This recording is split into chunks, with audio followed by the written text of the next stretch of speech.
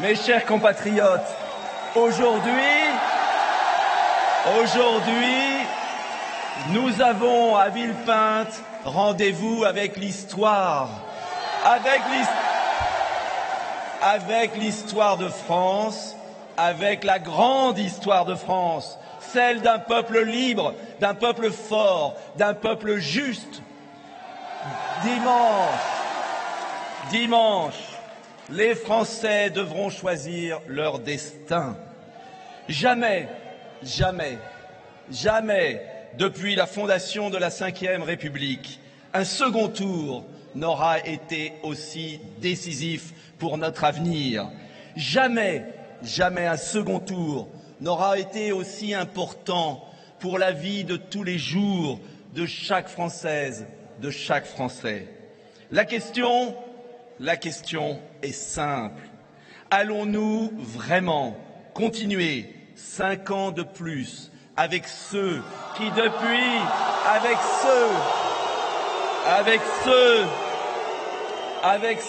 depuis 20 ans ont enchaîné notre pays, ont abîmé notre société et ont tant fait souffrir les Français? Oui, la question est simple. Allons-nous enfin reprendre notre destin en main? Car ne vous trompez pas, élire Emmanuel Macron, ce François Hollande junior, immature. Élire Emmanuel Macron, ce François Hollande junior, immature et agité, reviendrait à enfermer définitivement la France dans la prison de l'Union européenne. Une Union européenne qui n'a rien à voir avec la belle Europe que nous voulons construire, celle des nations libres et des projets concrets.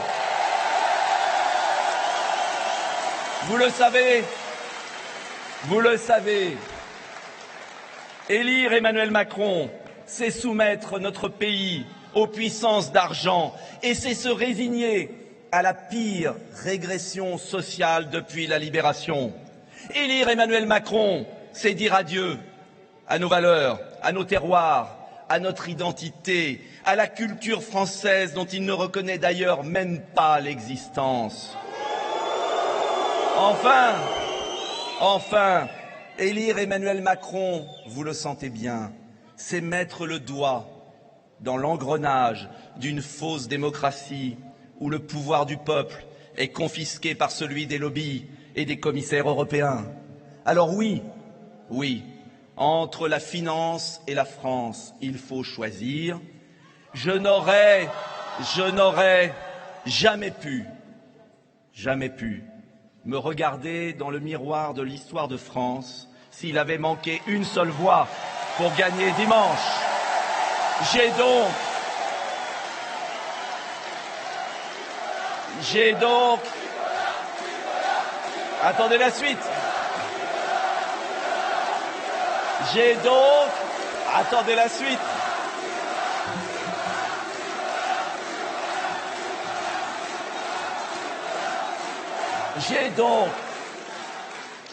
Attendez la suite. Vous ne savez pas encore la réponse. Est-ce que vous connaissez la réponse? J'ai donc choisi la France, j'ai choisi Marine.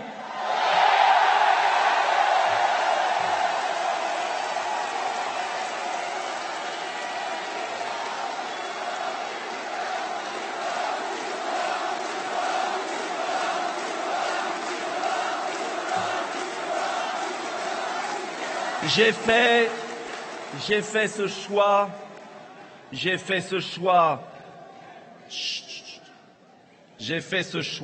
en conscience. Je l'ai fait en pensant d'abord aux larmes des ouvriers dont les usines ont été délocalisées. Je l'ai fait. Soyez un peu plus sage. Je l'ai fait en souvenir, en souvenir de la douleur des enfants d'une agricultrice que je connaissais, qui s'était pendue dans sa grange. Je l'ai fait pour ces commerçants, ces artisans, étouffés de charges et d'impôts, obligés de mettre la clé sous la porte pour payer le RSI. Je l'ai fait pour ces femmes qui rentrent le soir après une journée de travail harassante dans les transports et qui rentrent dans leur cité la peur au ventre. Je l'ai fait pour ces jeunes talents, nos enfants, obligés de quitter leur patrie, leur famille, pour trouver du travail à l'étranger. Car derrière les mauvaises décisions de ceux qui nous ont gouvernés depuis 20 ans, il y a la peine, il y a la douleur, il y a les drames des femmes et des hommes de notre nation. Alors oui, toute ma vie politique, avant chaque décision importante, je me suis posé une seule question, la seule que devrait se poser chaque Française et chaque Français dimanche. Est-ce bon pour la France? Au lendemain du premier tour, je ne pouvais pas me dérober vis-à-vis des près de 2 millions de Français qui m'avaient fait confiance au premier tour. Je ne le pouvais pas tout simplement, car les Français dans l'isoloir ne le pourront pas. Il leur faudra bien choisir, non pas entre deux partis, mais entre deux personnalités, deux projets, deux destinées pour le pays radicalement différentes. Alors bien sûr, il y a les peureux, les trouillards, qui hésitent, qui tergiversent, qui fuient comme des généraux, abandonnant leurs soldats sur le champ de bataille devant les ennemis. Il y a aussi, vous les connaissez bien depuis si longtemps, les traîtres, comme les dirigeants des Républicains, qui après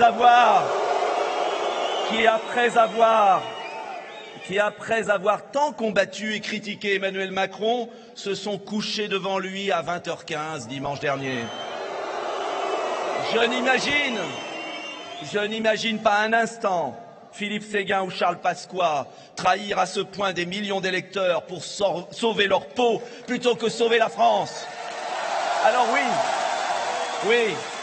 je suis fier de mon choix. Merci d'ailleurs aux Français de tous horizons qui, depuis vendredi, me félicitent pour ce geste d'union des patriotes et des républicains. Mais la violence des insultes, les menaces d'une minorité de petits fascistes gauchistes de la pensée unique me confortent aussi dans mon choix. À court d'arguments, devant l'échec de leur politique, le ridicule de leur coalition, de Jean-Pierre Raffarin à Édith Cresson en passant par Robert Hue, ils en sont réduits à me salir, mais venant d'eux, c'est un honneur. Monsieur Macron, d'ailleurs, ne peut pas imaginer que l'on se batte juste pour des idées, puisqu'il n'en a aucune. En vérité, ma chère Marine, ils sont jaloux. Ils sont jaloux de notre sincérité, de votre sincérité. Ils sont jaloux de notre cohérence, de votre cohérence. Ils sont jaloux de notre énergie positive, de votre énergie positive.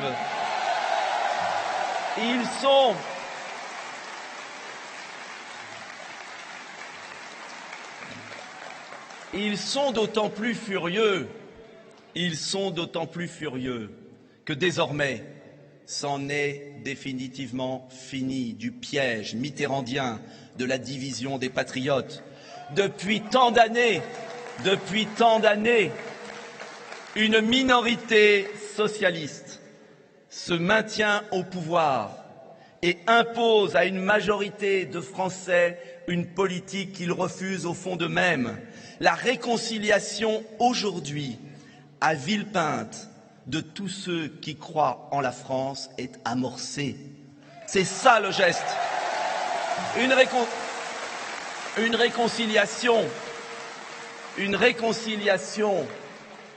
ne veut pas dire une fusion, car nos différences sont notre richesse au service d'un même idéal.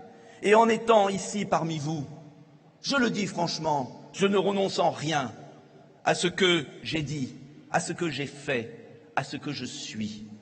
Gaulliste, humaniste, républicain. Mon grand-père était l'un des premiers aviateurs de la Grande Guerre. Il risquait sa peau à chaque vol. Mes parents ont combattu et étaient des Français exemplaires pendant la Seconde Guerre mondiale. Ils m'ont appris à toujours faire passer l'intérêt national avant son intérêt personnel. Ils m'ont appris à ne jamais transiger sur nos valeurs nationales et républicaines, le respect de la dignité humaine, la volonté de rassembler les Français, quels qu'ils soient et d'où qu'ils viennent. Ce sont ces valeurs que porte et que continuera à porter Debout la France, mon mouvement politique. Un parti indépendant, et qui le restera, construit pas à pas dans l'épreuve, après mon départ de l'UMP en 2007, lorsqu'avec les socialistes, le gouvernement de l'époque a trahi au Parlement le vote du peuple, le vôtre, le nôtre, au référendum de 2005. J'appelle d'ailleurs les Républicains, mais aussi tous les autres qui ne veulent pas devenir socialistes, à l'image de leurs petits chefs qui soutiennent Emmanuel Macron, à nous rejoindre.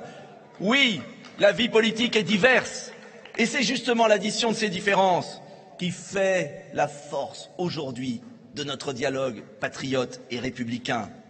L'échange que j'ai pu nouer avec Marine pour enrichir le projet présidentiel est la preuve de sa capacité à devenir une grande présidente de rassemblement. Je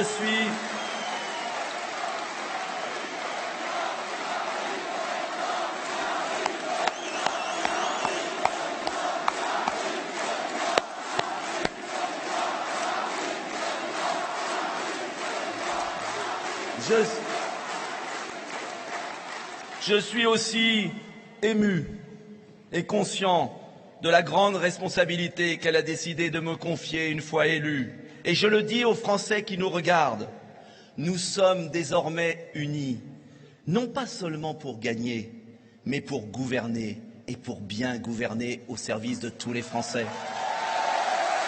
Car oui, nous allons gagner. Nous allons gagner. Car oui, grâce à vous, on va gagner. On va gagner.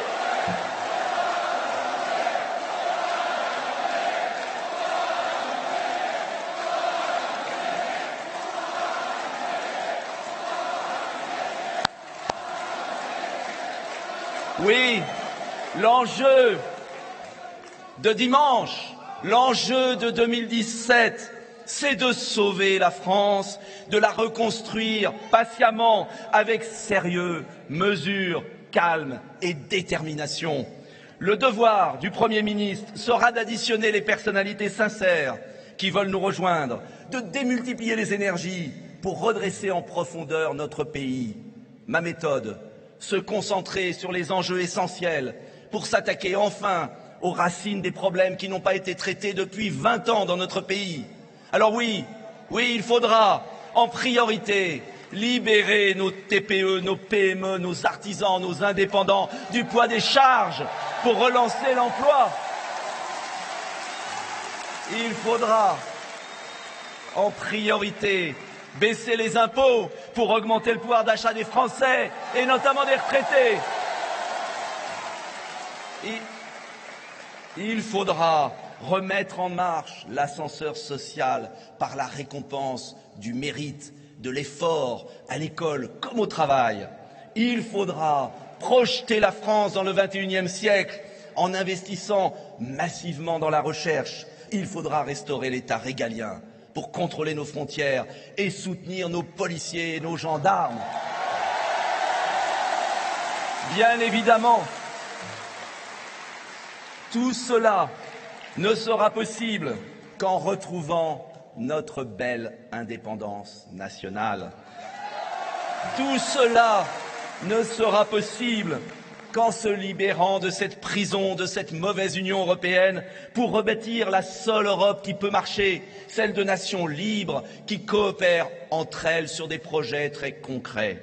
Alors oui, dans l'esprit de celle d'Ariane, d'Airbus, d'Erasmus, Il y a tant de domaines d'avenir où nous pouvons travailler en toute liberté avec nos amis italiens, allemands, espagnols ou anglais. Je pense notamment à la lutte contre le cancer, à la maladie d'Alzheimer, je pense à la transition énergétique, à la voiture de demain, ou encore aux grands défis du développement de l'Afrique sans lequel nous ne pourrons pas maîtriser nos flux migratoires. Alors oui, pour conclure, la France est une grande nation qui va réveiller pour le meilleur les peuples d'Europe. Une grande nation qui va à nouveau parler d'une voix forte et libre au monde entier. Marine, les Français sont impatients de nous voir au travail. Dimanche, chaque Française, chaque Français, avec son petit bulletin de vote, aura dans sa main, l'avenir de nos enfants. Ne l'oubliez jamais. Françaises, Français, dites non à cette France low cost, à cette France soumise, à cette France du conflit d'intérêts permanent, à cette France de la souffrance collective. Dites non à la petite France d'Emmanuel Macron. Françaises, Français, dites oui à la grandeur de la France. Dites oui à la France libre. Dites oui à la France forte. Dites oui à la France juste que nous voulons, avec Marine, rendre aux Français. Dimanche, grâce à vous tous, ensemble, la France sera à nouveau debout. Vive la République, vive la France!